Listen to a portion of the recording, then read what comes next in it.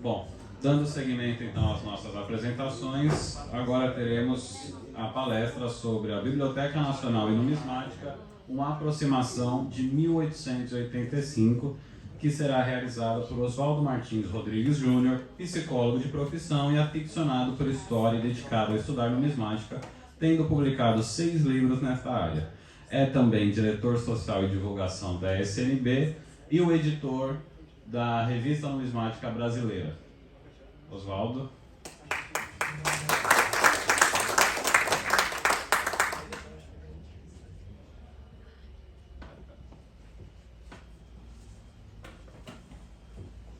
Obrigado.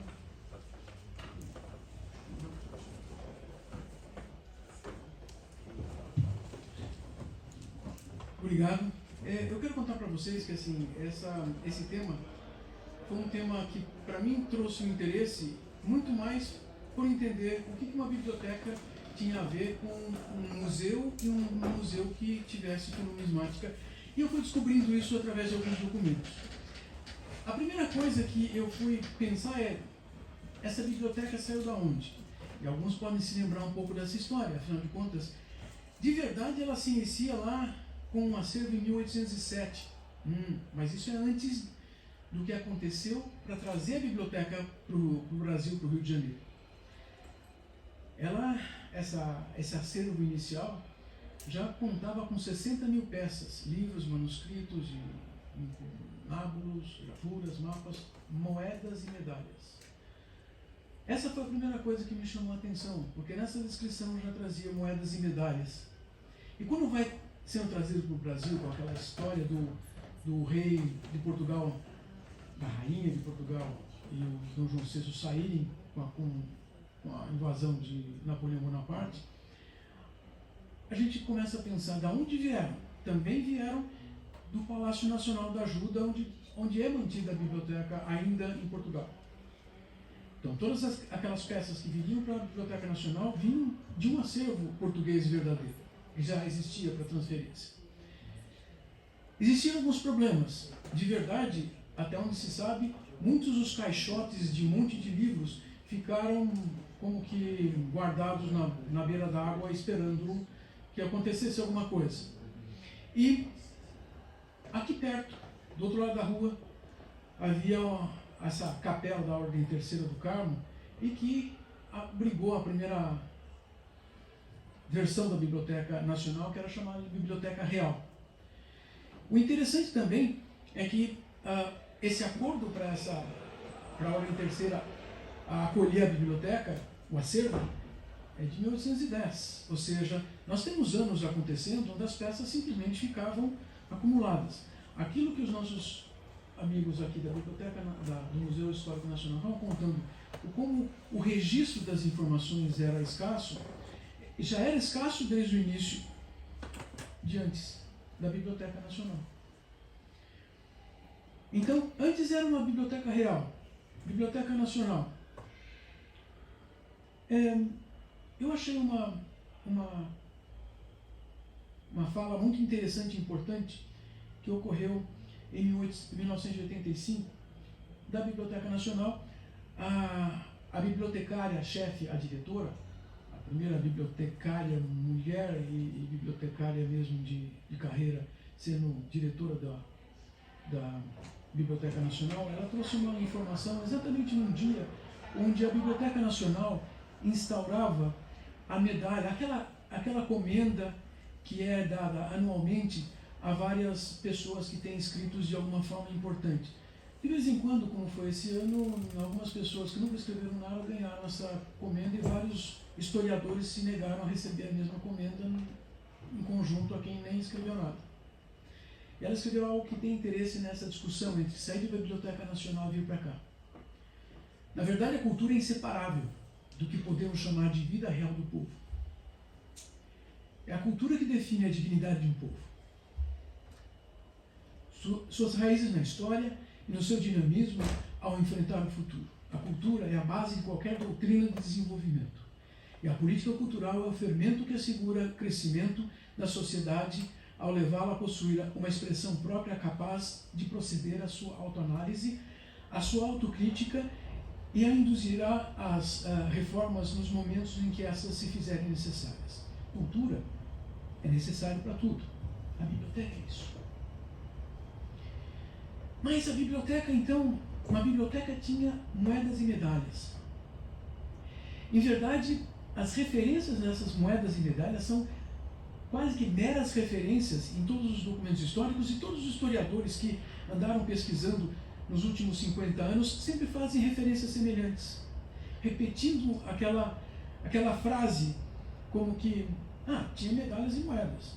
Agora eu entendo por que nossos amigos aqui que estavam apresentando a dificuldade de saber de onde vinha, o que era, surge. Porque na verdade não existia um registro, mas não existia registro na Biblioteca Nacional da mesma forma que se necessitaria. Uma das referências mais importantes que eu encontrei, que na verdade são repetidas, essa frase aqui embaixo. Em 1895, as unidades que compõem o fundo da biblioteca vão além de 400 mil, entre impressos, manuscritos, documentos biográficos, históricos, códices, moedas, medalhas, etc. E isso justificava construir mais prédio para poder abrigar tudo. As publicações do Sesc Centenário da Biblioteca Nacional, esse guia da Biblioteca Nacional em 1960, reproduz esses documentos de 1895. Quer dizer, já me chamava a atenção assim, como é que aquela Biblioteca Nacional teve importância para a numismática? Bom, aqui nós já temos uma personalidade que foi citada pela Gisele há pouco. Foi Gisele ou foi a Ramiz Galvão? Já é um nome diferente, né? Ramiz. Ele foi chamado de bibliotecário, foi considerado um bibliotecário. Obviamente não existiam faculdades no curso de biblioteconomia na época. Mas ele era considerado um erudito, alguém que conhecia muitas coisas. E ele considerava que a Biblioteca Nacional tinha uma importância, tomar aquelas peças, aquelas moedas, aquelas medalhas e fundar um gabinete numismático dentro da Biblioteca Nacional, lá nos 1880. É interessante que quando, Paulo, você citou isso, lá nos 1880, o documento de 1960 da Biblioteca Nacional fala assim como que, nos anos 1880, não tem uma data, não tem um documento. Até isso chama atenção, porque se eles não tinham nem referido o documento, como é que aqui a gente ia ter facilmente acesso aos documentos? Agora eu conto para vocês uma outra coisa. Bom, a foto da direita é da Biblioteca Nacional, que é a capa do catálogo da exposição permanente dos Cimélios da Biblioteca Nacional. Aqui à da direita é interessante porque essa capa interna, ela é escrita à mão, desenhada basicamente, né? E é de um livro que me chamou muita atenção quando o nosso presidente Gilberto Tenor perguntou se esse aí não seria um bom tema para a gente conversar. Eu olhei. Tá. Primeiro, a palavra Cimélios, para a maior parte das pessoas, o que significa isso? Puxa, Biblioteca Nacional. Quem é João de Saldanha da Gama? Caramba! Algumas coisas começam a aparecer. Esse bibliotecário, João Saldanha da Gama, ele escreveu algumas coisas interessantes. Tirei umas frases aí só para ilustrar alguma coisa. Ninguém duvidará por certo da utilidade da numismática como poderoso auxiliar dos estudos históricos. Nós estamos falando de um bibliotecário que percebia que lá na Biblioteca Nacional existiam objetos, fontes de informação que, diferente daquilo que eu aprendi na infância, que biblioteca é um lugar onde tinha um monte de papel impresso para a gente. Eu adoro biblioteca. Eu sou um rato de biblioteca. Mas objetos metálicos, na minha ingênua infância, isso não fazia sentido. Para esse bibliotecário fazia. O lugar da numismática é ao lado da história. Complemento indispensável de uma grande biblioteca. Caramba, como é que foi isso da biblioteca deixar de ter o gabinete numismático? A numismática não devia estar do lado da história? Esse autor, esse bibliotecário, ele escreveu, nossa, é um calhamaço muito interessante. Mas ele se dedica a escrever essa história. Em 1881, que se criou o capítulo numismático da Biblioteca Nacional. O Ramires Galvão cria e logo na sequência vem alguém para cuidar, o Ladislau Neto. Em setembro de 1880, na verdade, começou aquilo que o Ramires Galvão pretendia, porque ele é aquela história de arranjar amigos que vão ceder peças. O chefe de seção da Biblioteca Nacional doou 406 moedas e 3 medalhas para começar o núcleo. Na sequência, ainda naquele 1880, mais 364 moedas de prata e cobre, 284 brasileiras. De novo, nem esse mesmo autor aqui faz a lista das... Não, ele faz. Talvez não do jeito que a gente gostaria, ele faz. Mas ele começa a mostrar como é que os registros ficavam mais fáceis. Põe a lista das pessoas que doaram as peças e pronto. O Barão Homem de Melo, eu moro perto da rua do Homem de Melo, lá em São Paulo. Eu até arrepia, porque, gente, 114 moedas e 10 medalhas. E ainda Ferreira Soares doa mais 1.242 moedas. Ele começa a lista toda nesse esboço histórico. Esse esboço histórico me soa interessante por termos o nome das pessoas. Mas isso não bastava, né? Porque a gente vai vendo que a lista vai aumentando. Algumas pessoas simplesmente doaram o que tinham 3 medalhas, 2 medalhas, 6 moedas. Mas alguns vão doando em quantidades. Também sempre penso que se qualquer um de nós colecionadores recebesse 382 moedas de algum grau de importância, quanto tempo cada um de nós levaria simplesmente para marcar num envelopinho aquilo, só para a gente ter ideia do que é, só para saber essa catalogação. Então, essa quantidade de moedas em 1880 já era importante.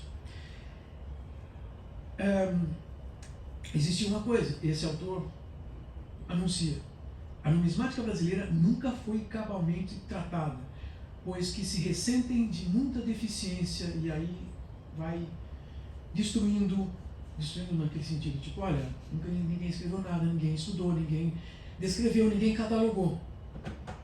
Mas um bibliotecário começou a fazer isso. Esse texto todo traz uma série de exemplos. Eu procurei alguns dos exemplos de algumas páginas e tive a sorte de conhecer a Paula para pedir que, assim, você pode me ajudar aqui, porque tem uma referência de uma medalha que em lugar nenhum, nem alguns colecionadores de medalhas muito especiais viram essa medalha aí. Não, depois, assim, Kurt Prober cita essa medalha. Mas, caramba, ele fez uma descrição da medalha. Então, uma parte daquele acervo original, esse bibliotecário descreveu uma parte. Ainda assim, não é aquela coisa. Aquele que fez a doação foram essas daqui. Quais? Isso não existe. Perdemos. Mas nós temos pelo menos a primeira descrição. E quando eu mandei para a Paula essa página, ela falou: peraí, deixa eu verificar. A medalha está ali. E ela ainda me contou que, assim, tem vários metais. E eu pensei, gente, e a gente vê isso aonde? No museu, mas nem sempre nas exposições, porque não é tão simples. Vocês já ouviram a quantidade de moedas que existem aqui no museu, fora as outras coisas. Moedas são objetos pequenos.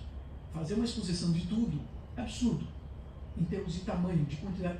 Inclusive, não basta só colocar para ser visto. Nós precisamos das informações, porque senão elas não têm para quê? Eu vou no museu e leio o nome do quadro, porque eu posso me encantar com o quadro, mas aquelas informações dizem outras coisas. Senão é capaz da gente ver quase uma piada familiar que a gente cunhou há poucos dias. A gente vê um selo colado atrás de um quadro e só lê a última frase, né? Patrimônio histórico. Não posso passar pela alfândega. Isso aqui não é patrimônio histórico. Nós temos que ler nas entrelinhas, nós temos que ler em cada vírgula.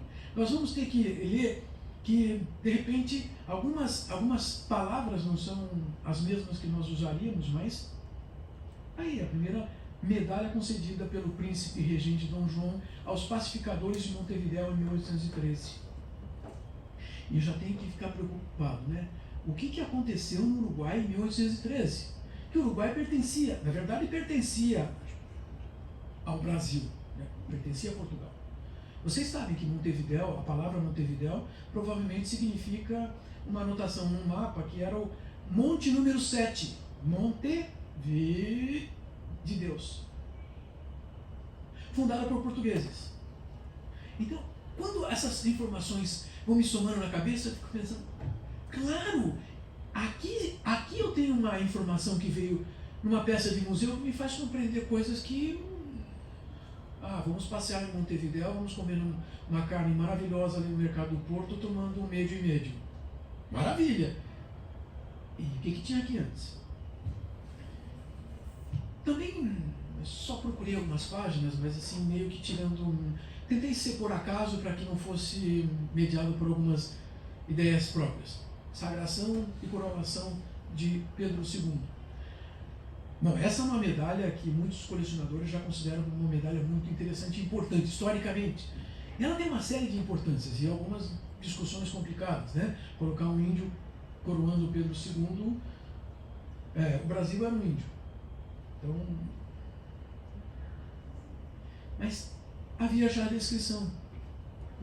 O interessante é que eu estava buscando uma série de peças esse ano para produzir uma série de postagens nas redes sociais pela Sociedade Numismática Brasileira e selecionar peças. E eu procurava as descrições de algumas peças. É difícil achar descrição de medalhas. Eu sei que tem alguns medalhistas aqui, medalhófilos. Vamos discutir isso outro dia. Mas colecionadores de medalhas que assim, não, peraí, tem o catálogo tal. Bom, que bom que nós vamos ter amanhã cedo a apresentação de uma nova edição de medalhas, de catálogo de medalhas brasileiras. Por quê? Quem coleciona medalhas brasileiras sabe que assim, encontrar essas descrições, aonde está? Eu sei que tem um livrinho na Biblioteca Nacional. Eu fico imaginando vocês procurando essas descrições. Caramba, olha que peça maravilhosa. E as moedas? Claro que a descrição de moedas é até maior do que das medalhas, porque era grande. Uma informaçãozinha. Esse bibliotecário nos avisa. Uma grande parte das medalhas e moedas eram da coleção do Pedro II, porque na sequência a Biblioteca Nacional recebe a coleção do Pedro II, a coleção de medalhas e moedas. Então, elas estão aí? Elas estão aí. Olha, achei interessante começar, moedas brasileiras. A primeira que apareceu ali, assim, Dom Pedro II. Não é Dom Pedro II. É o Dom Pedro II de Portugal. R$4.000 em 1700. E eu, adoidado, onde eu vou achar isso? Porque é uma moeda brasileira? Não, é uma moeda portuguesa de fato. Mas, na época, o Brasil só usava moeda portuguesa. E não eram só moedas brasileiras ou da nossa história. Existiam moedas estrangeiras. Acho interessante quando se escrevia em outra língua. Mas essas moedas também eram interessantes por várias razões. Moedas romanas, ou essa moeda era registrada como uma medalha pelo bibliotecário, mas é uma moeda que apresenta um Deus que olha para o futuro e para o passado ao mesmo tempo. E as quilhas de alguns navios. Muitas peças romanas têm uma importância grande na história humana, porque, de toda forma, elas têm uma influência filosófica no que nós pensamos hoje. Eu me lembro nessa mesma sala, há poucos anos, um historiador aqui contando sobre as moedas da década de 20 e 30, os nossos ilustres brasileiros, e mostrando que em cada das moedas existiam símbolos gregos e romanos, e mostrando que a gente estava tentando dizer que nós éramos ainda descendentes de gregos e romanos na nossa filosofia. Acho que não. a democracia grega era misógina, era elitista e não era democracia. Mas nós tínhamos que estudar isso, e é onde nós encontramos isso. Eu adoro numismática romana. Eu tenho umas coisinhas gregas por adoção, mas aqui pensando, já tinha muita gente que se interessava de maneira, até uma descrição enorme de uma peça. E, de novo, esse bibliotecário era mais numismata do que talvez a gente consiga ser aqui. Outra coisa que me chamou a atenção nessa publicação dos Cimélios. A única peça que, na verdade, tem um desenho é uma medalha de Catarina II da Rússia. Eu não faço ideia do porquê ele escolheu exatamente essa. Talvez porque a Catarina, vocês sabem que foi uma governante que teve uma demonstração de poder constante na Rússia. Ela tinha um poder muito importante e por causa disso tinha gente que falava mal dela. Eu não sei se falava mal porque era verdade ou falava mal só para falar mal como faziam com os imperadores romanos. Geralmente quando se fala mal de alguém a gente fala da vida sexual delas. Mas, olha só, então essa medalha também está aqui. Caramba! Coisas que a nossa história, a história do registro da numismática no Brasil, saindo da Biblioteca Nacional, está lá guardada na Biblioteca Nacional. E por que a Biblioteca Nacional é uma coisa interessante? Em 1892, novo regulamento para a Biblioteca Nacional aprovado pelo decreto dividiu a instituição em 3 seções. A seção 4, a numismática. Puxa, mas tinha que dividir, mas aí tornou claro que a Biblioteca Nacional tinha numismática. Achei algumas coisas interessantes. Então, foi Raul Pompeia que mandou a coleção numismática de Pedro II para a Biblioteca Nacional. Que interessante, dia 22 de novembro de 1894. Demorando um pouquinho, né? Quer dizer, o sujeito saiu daqui em 1889, mais alguns anos para saber o que ficou aqui, mas as moedas e medalhas foram para a Biblioteca Nacional. É outra personalidade que tem rua perto de onde eu moro. Pensaram, gente, eu moro perto de gente que teve nome na história. Que legal. E os registros das moedas? Aqui está o registro de uma moeda, né, de 1896. Número de moedas pela contagem feita, 1599. Número de moedas extraído das relações, 1592. Diferença, já se perderam 7 moedas aí. Quais? Não tem o registro da lista das moedas. Mas esses são documentos interessantes que ainda existem na Biblioteca Nacional e a gente pode consultar. Tem um registro de todas as relações. Mais ou menos 13 moedas de cobre russas. Vocês vão ver no livro ali fora, essas são as inscrições. Eu fico imaginando que o numismata aqui tem muito trabalho para fazer, não é um trabalho de consultar a biblioteca, é um trabalho de tentar definir, identifica a moeda. Agora, isso aqui pode ser uma moeda russa de cobre dessas 13, que eram da coleção do Pedro II. Já fico imaginando que a coleção do Pedro II era uma coleção que hoje deve ser considerada uma coleção muito interessante. E qual a importância da Biblioteca Nacional na numismática? Vou contar para vocês outra coisa que eu descobri. Museu Paulista. Vocês sabem o que é o Museu Paulista? Museu do Ipiranga. Vocês têm ideia do que é o Museu do Ipiranga? Um museu que, na verdade, o prédio foi concebido para ser um monumento. Um monumento, em termos de ser um museu, ele não era nada antes, ele foi feito para ser um museu. E a gente olha lá e todo mundo vai pensar que isso aqui deveria ser um palácio antes. Era um museu? Não, ele foi construído para isso. Em 1895, claro que o museu, em termos de aberto à visitação, demorou um pouquinho para acontecer, porque aquele prédio é enorme. Está em reforma agora, dizem que daqui a alguns dias ele abre. Todo mundo quer ir lá ver. Em São Paulo, já se preocupava com o que nós vamos colocar no museu. E a coleção numismática do Museu Paulista começou a comprar e ganhar, receber, e primeira aquisição dessa coleção foi o acervo do Museu Sertório, em São Paulo, que foi realizado em outubro de 1890 e depois doada para o estado de São Paulo. Claro que o museu lá tem bastante moeda, dificilmente eles colocam muita coisa à vista, porque tem coisas outras maiores, inclusive aquele enorme quadro, né, da Independência ou Morte. Mas o interessante é esse documento. Afinal de contas, não é só ganhar peças de museu. Esse Júlio Ribeiro era um grande colecionador, e a quem eles iam perguntar se aquelas moedas serviam, o que era? A Biblioteca Nacional.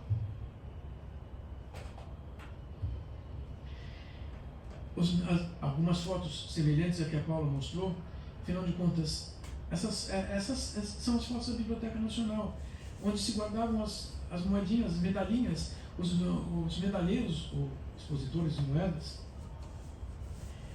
E eu sempre fiquei imaginando, entrando na biblioteca para conseguir isso, para ver isso. Mas isso é o de menos, porque eu ainda tentava compreender o que a Biblioteca Nacional tinha. Disseram lá que tinha que estar na Biblioteca Nacional Numismática.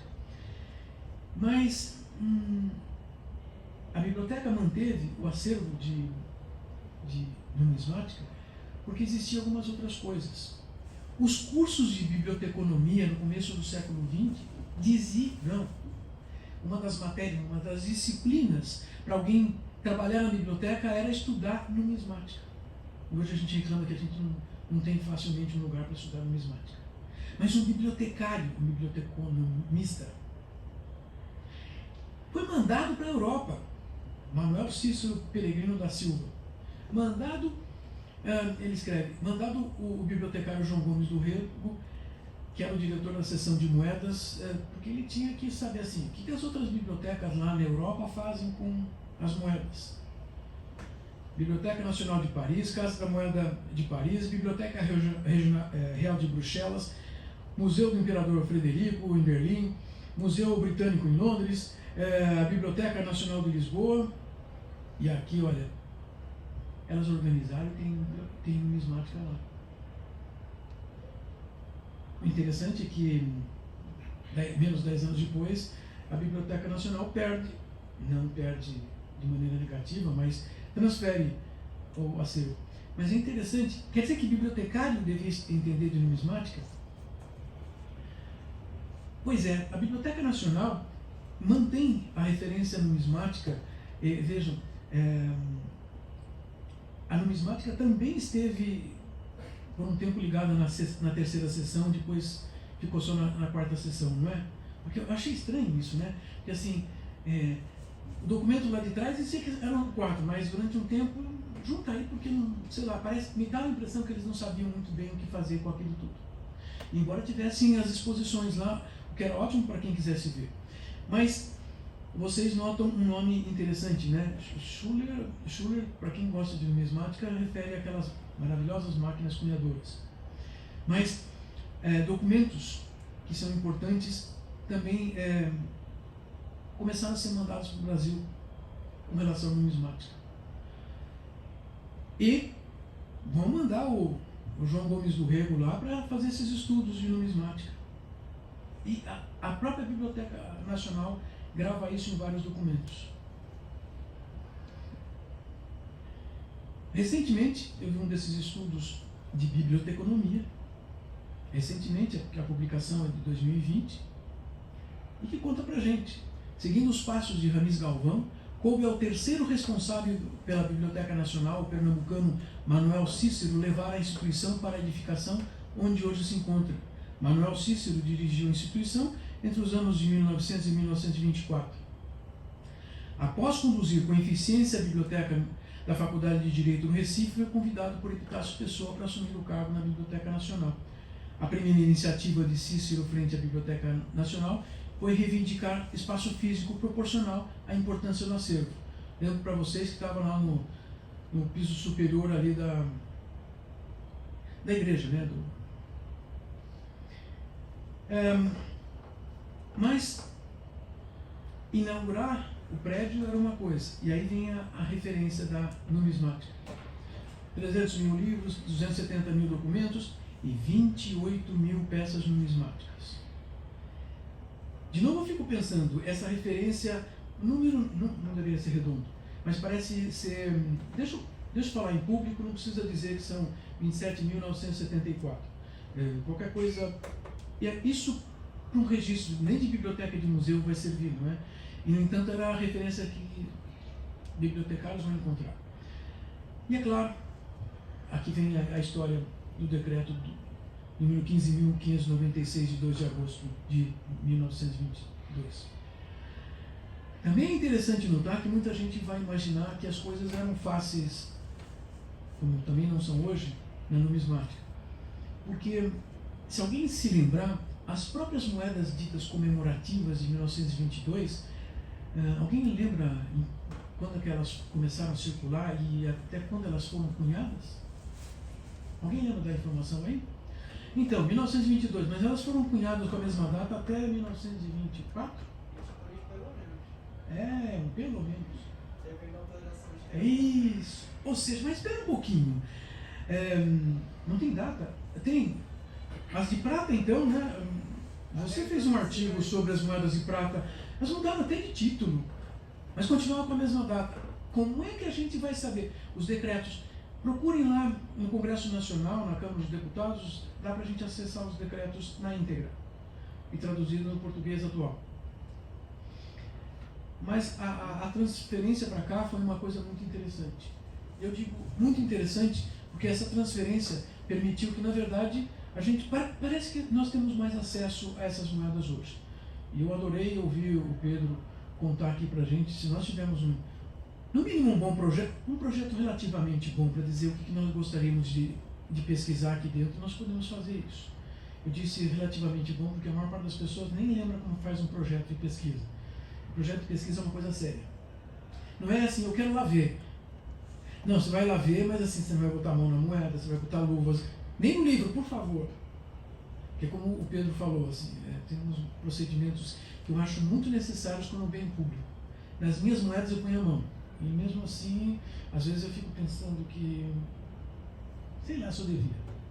Também sei de uma coisa, talvez aquelas moedas que você me mostrou aquela vez que nós visitamos aqui, aquelas romanas de prata, aqueles denários maravilhosos. Eu sei que assim, a pátina que eles têm para sobreviver, pode botar a mão que elas são ótimas. Mas eu não vou arriscar. Eu acho que essa vivência da Biblioteca Nacional, trazer para o museu, demonstrar que o museu é um local...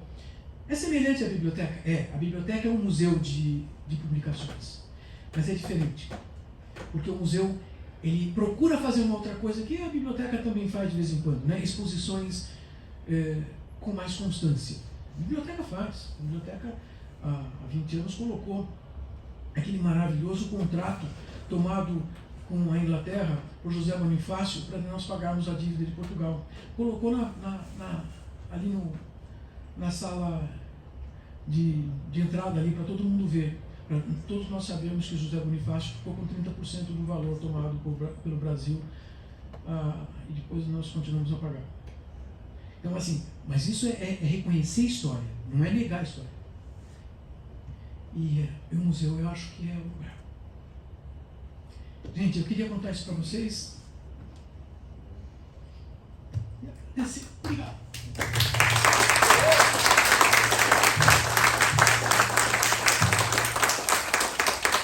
Muito obrigado, Oswaldo, pela belíssima apresentação. Alguém tem alguma dúvida?